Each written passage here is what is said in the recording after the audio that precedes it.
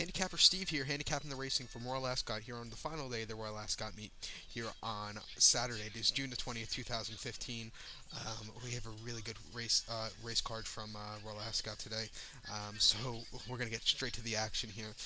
Remember to follow me on Twitter at 316speaks for more selections. So now let's get on to it. Today's first race, the 2:30 post time, is the Chesham Stakes. It's listed stakes for a Class 1 event here. Purse $93,500 for 2-year-olds, going 7 furlongs here. And like I said before in the other last 5 days or whatever, I'm handicapping these races as an American point of view. So the purses are in the American currency, so don't freak out. We have 12 horses going to post here, and I found 2 horses here I really like. The 8-11 here. Number 8, Ballydoyle, owned by the Coolmore Group, trained by Aidan O'Brien, ridden by Ryan Moore, 2-1. Has one start under his belt at Currick in Ireland on May the 23rd, 6 furlongs in the Phillies' maiden handicap. Finished fourth by 3 1/4 lengths. He was just never near the lead that day. Wasn't really into it. Going 7 furlongs today, I think should really help this horse. Out of Galileo, I believe Galileo won a race over in the Royal Ascot quite a few years ago. Well, not quite a few, like maybe like 5, 6 years ago. But should really like the course. 7 furlongs, has one start under his belt, so I really like this. Ryan Moore, who's having an impressive Royal Ascot, should really do well here. I'm also going to go with the American horse here, number 11, Love the Kitten, owned by the Ramseys, trained by Wesley Ward, ridden by Joel Rosario. Last time has 2 starts actually. Made the 22nd at Woodbine. That was 4.5 furlongs. That was on polytrack on synthetic surface up at Canada, and main stretch weight. Finished second by 3 lengths. He was just no match to the winner that day. Then his start before that was Keeneland during the Keeneland spring meet on April 8th, 4.5 furlongs in main stretch weight. Finished second by a few lengths here. He was just off for place. He was really closing that day. That race was really good. It was actually 4-1. Surprisingly, he wasn't the favorite at Keeneland for Wesley Ward with 2-year-olds. Out of Kitten's Joy, who loves the turf, she'll really love the added distance here. 7 furlongs, longest race for 2-year-olds of the Royal Ascot meet, I think, or for the whatever. So I'm gonna go with this one here. Added distance should really help my 2 horses. So recount my bets from the 2:30 from Royal Ascot's the Chesham Stakes. Gonna go with the 8-11.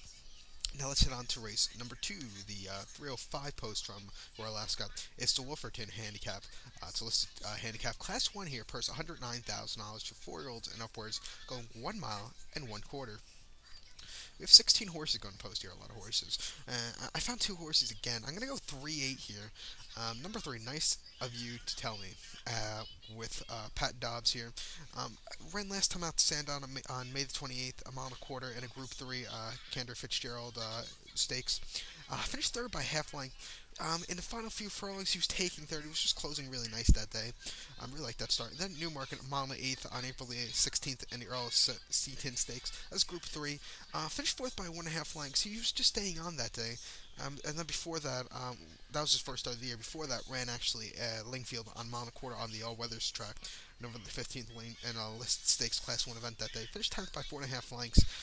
He was just never into it that day. I don't know if he liked the course, but this horse, if you look at all the horses, a lot of these horses haven't run in a Group 3 races. This horse is stepping down to Class 2 also, which should be really nice for this horse. I have him at 10-1 here in the American odds. Watch out for this horse stepping down into class here to a listed company, really like this horse here. So 10-1. Gonna go with this one. I'm also gonna go with the 8, Super Moon. It's a Japanese bred here for Christian Demera, 15-1.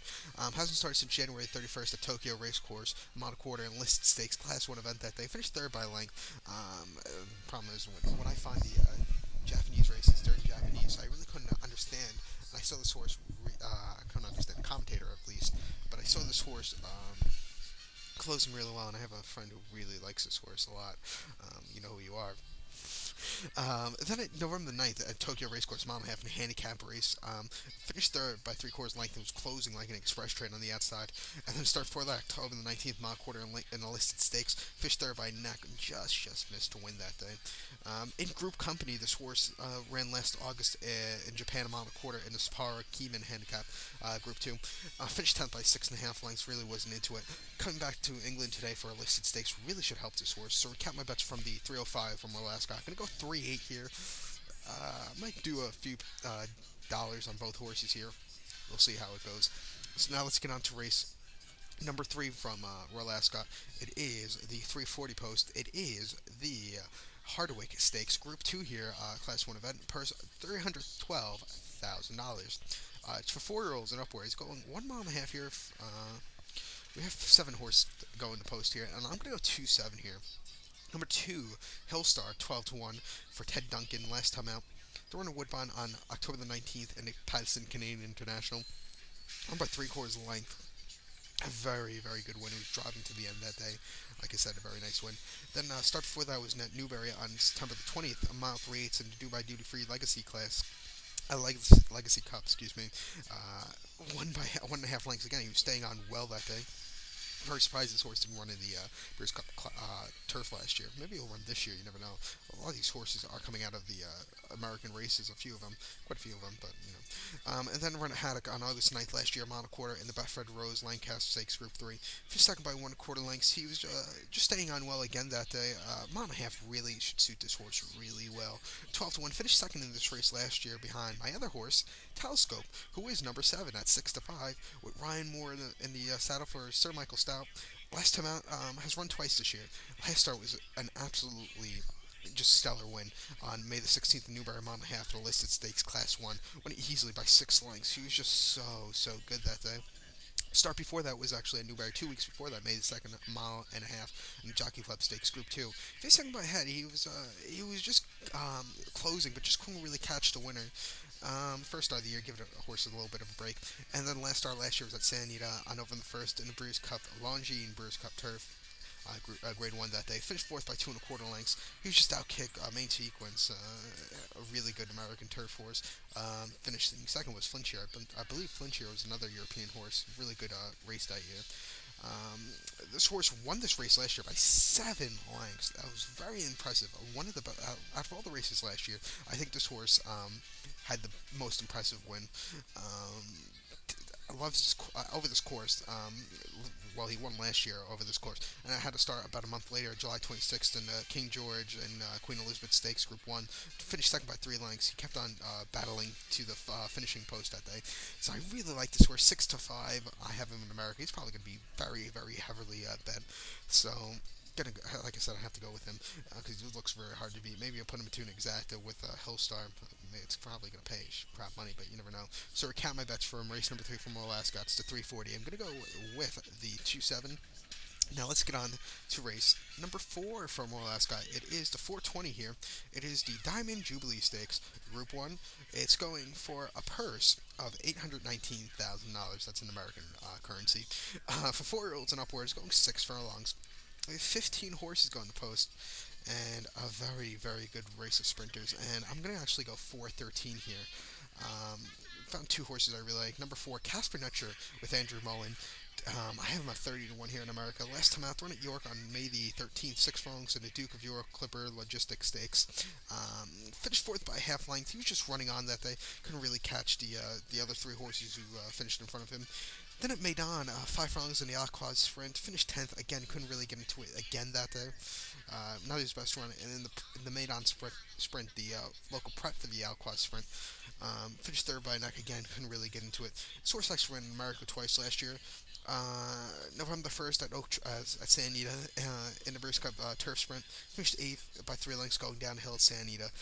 Just had no bid. It's a very tough course for Europeans to go down, I believe, especially for the 6.5 furlong race. You have specialty horses going down the hill. Then Woodbine 6 furlongs on November the 19th in the Arctic Stakes. Won by 3/4 length. He was just driving to a very good win, and 108 and 9. It was a very, very good win. So you're going to go with this horse. And I'm also going to go with the 13 horse here. The 13 horse, undrafted, coming in from the States to run. Owned by Wes Walker, trained by Wesley Ward, ridden by Frankie Dettori. Frankie Dettori getting on this one for the second time in his career. Last time out, throwing Churchill Downs, May the 1st, 5 furlongs in the Twin Spires turf sprint. Finished second by 3/4 length. He was surging at the end, but the way the turf course was running that day, you had to be on the lead that day. Not a lot of horses were closing. Then the start before that was at Keelan on April the 4th in the Shakertown Stakes. That was a grade 3 that day. Finished third by 3 lengths. That was a very, very wet course, so it said good. It was more towards yielding, I believe, because they had so much rain. That opening weekend at Keelan, just buckets and buckets and buckets. You haven't seen that much rain. And I know in England it rains a lot. You haven't seen that much rain in England as they were getting that day at Keeneland. But he finished third by 3 lengths. He had a mild gain. It wasn't really, again, that course wasn't really playing for closers that much. And then the last start, and plus you have to remember that was the horse's first start since last November the 1st. That was 6.5 furlongs down the hill, Sandy and Breeze Cup Juvenile Turf. Finished third by half lengths, was really rallying at the end, just missed it. And I remember that race because I had undrafted with No Nay Never, and I just missed. I was really pissed because I would have had the exact, I would have paid a lot of money. And then start before that was actually a lounge race on the 24th of September. Kentucky down 6.5 furlongs in the Lions race. Finished third by half lengths. He just did not have enough that day. And running last year's July Cup at Newmark on July 12th last year in a Group 1. Finished fourth by 1 3/4 lengths. He was on the stand side and just really couldn't get into it that day. Second start in England really should help this horse. So recap my bets for race number 4 from Royal Ascot. It's a Diamond Jubilee Stakes. Gonna go with the 4:13 here. So now let's get on to race number 5 from Royal Ascot. It's 5 o'clock post time. No kidding, 5 o'clock, whatever. It's the Heritage Stakes, or the Woking Stakes. Purse $273,000 for 3-year-olds, going 6 furlongs. We have a huge overcrowd field with 28 horses going post, and I found 3 horses here again. I'm going to go 6, 13, 17. So let's get on to it. Number 6, Robert Le Debel with Damien Oliver. Last time out, throwing at Longchamp on May the 30th, 7 furlongs, and the Royal Stakes. Like I said yesterday, my French is horrible. I'm not even going to try and announce the stakes. It's a Group 3 on May the 30th in the Royal Stakes. He finished second by a nose. He was really coming that day. Back to 6 furlongs, really helped this horse. And the start before that was May the 10th at Longchamp, 5 furlongs in a Group 3 in the St. George's Stakes. Like I said, I'm openly admitting my French is horrible.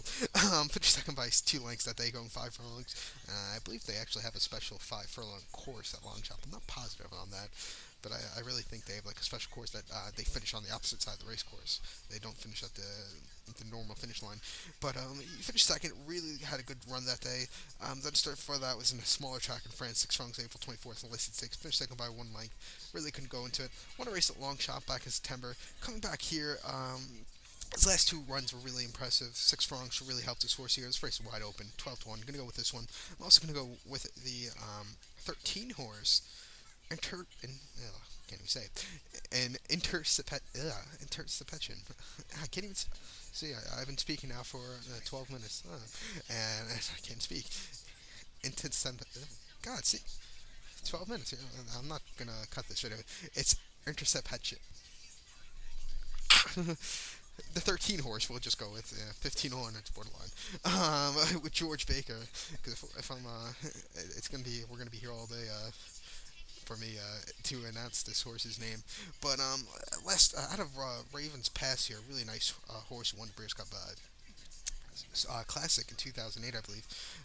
Last time out, went ahead in 6 furlongs on May 23rd at here in England in Phillies Listed Stakes. Finished second by 3/4 length. He just held that day. Like I said, he just held to get second that day. Not his best run. Then start before that was at Ascot. That was the horse's first start of the year, so give the horse a bit of a break. Start before that was at Ascot on October 4th last year, 7 furlongs in the Phillies Listed Stakes. Finished third by length. He was just staying on in the final few furlongs. And then Langfield 6 furlongs on the turf on September the 13th of Phillies Handicap. Finished first by 3/4 length. He was just very ready to go and very ready to win that day. A very nice win. 15-1. Gonna go with this one. So going with this one, and I'm also going to go with the 17. And hopefully this horse's name is really easy to pronounce. Number 17, Game Sum at 12-1. Andre Atzenti for Ollie Stevens for Qatar Racing. Last time out, at Newbury on May the 3rd, 6 furlongs in a handicap Class 2 event that day. This horse finished 5th by 5.5 lengths. He just could not reach the winners that day. Really wasn't his best run. Then Newbury 6 furlongs, 3 weeks before, whatever it was, April 13th in the Albert Stakes Group 3. Finished 6 by 4 lengths. He was just nearest to finish that day, and just really wasn't into his best run. That was the horse's first start of the year since last June 28th at Windsor 6 furlongs in handicap Class 2. Finished second by length. He just had no extra that day. Like I said, I really like this horse here. It's race wide open. Gave you 3 bombs here. It's 12-1, 15-1. My other horse was 12-1 also. So recap my bets for the 5 o'clock from Royal Ascot. Gonna go with the 6, 13, 17. Now let's get on to the final race from the Royal Ascot meet. It is Queen Alexandra Stakes conditions race here. Class 2 event, purse $93,500 for 4-year-olds and upwards, going 2 miles and 3/4. So 2 miles and 6 furlongs, basically. We have 14 horse gun post here, and I found two horses I really like. I'm gonna go 111 here. Number one, Rawaki at 6-1. For Liam Keeney, or Keener, whatever. Like I said, yeah, whatever. Last time at Goodwin, a mile and a half on May 23rd in listed stakes. Finished second by half length. He kept on, but was just never near the lead that day. Really, the distance should really help this horse for staying. I think a mile and a half a little bit too short for this 1 7-year-old horse. Going mile 3/4, 2 miles and 3/4 should really help this one. Then at Ascot, over this course, I made the ninth, a mile and a half in listed stakes class one. Finished fourth by 3 1/4 lengths. He was just staying on. It wasn't weakening. He was just staying there. He didn't really move. And then Kempton, a mile and a half on the all-weather surface on November 26th last year. In listed stakes, finished fifth by 2 1/4 lengths. He stayed on at just one pace. Really couldn't get into it. At an added distance, September 4th last year at Salisbury, mile 3/4 in conditions race, won by 2 3/4 lengths, and he just ran on strongly that day.